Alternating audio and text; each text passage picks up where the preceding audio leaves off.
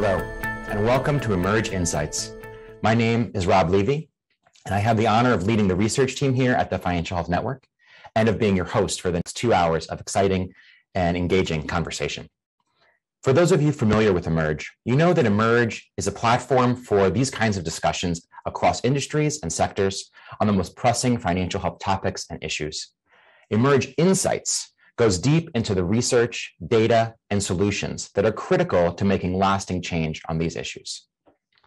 This year's theme is focused on exploring the inside story of financial health in America.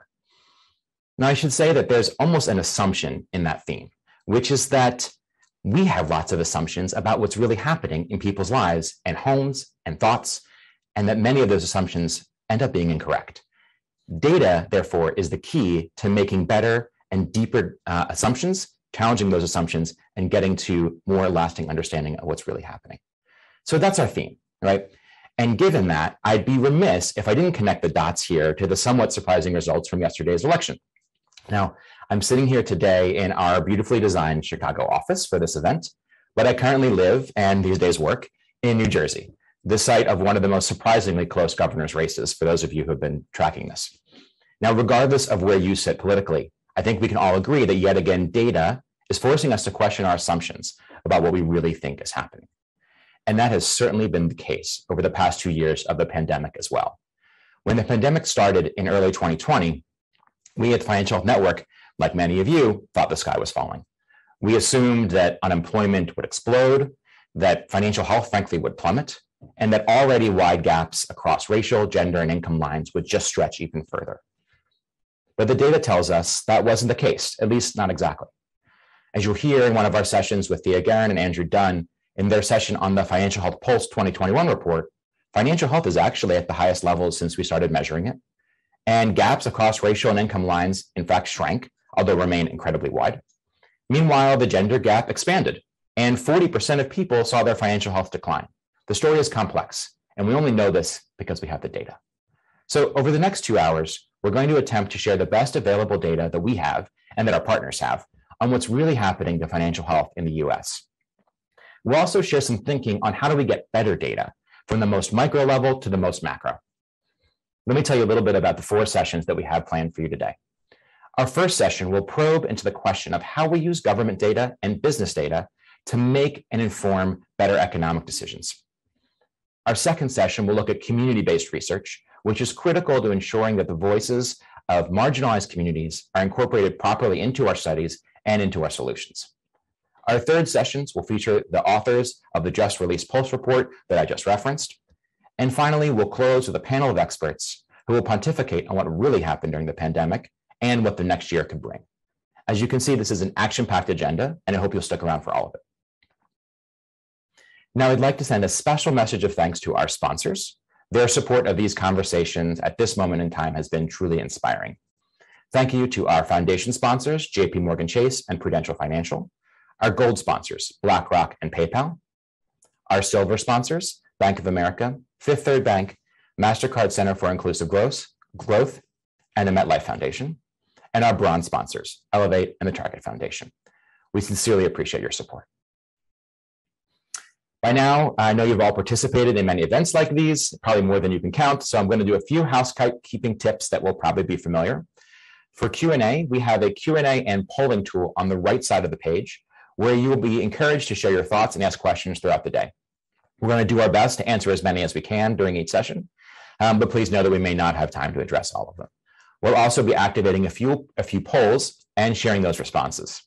So in fact, let's take one of those tests, and let's test one of those polls right now. I think we've just opened up a poll to see who's in the room. So please respond to the quick poll about what industry you're from. We'll get a sense of the audience. And I apologize, I'm going to look down here to watch the answers on the screen. So please fill it out. Okay, I'm going to give you another few seconds to answer your poll and let us know what industry you're from.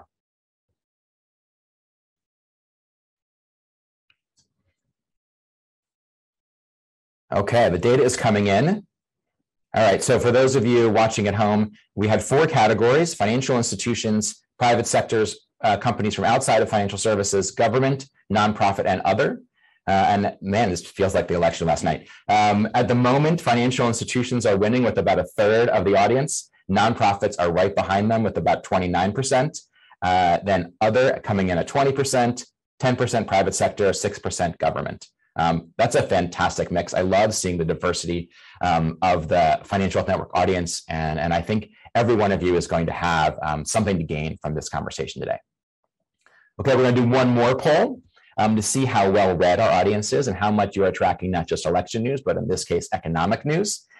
So your three option choices here are, I'm a news junkie, I keep an eye on things, and what's a GDP? So please let us know how closely you track these kinds of issues that we're going to be talking today. No judgment here in any way. I'll give you another few seconds to fill out the poll.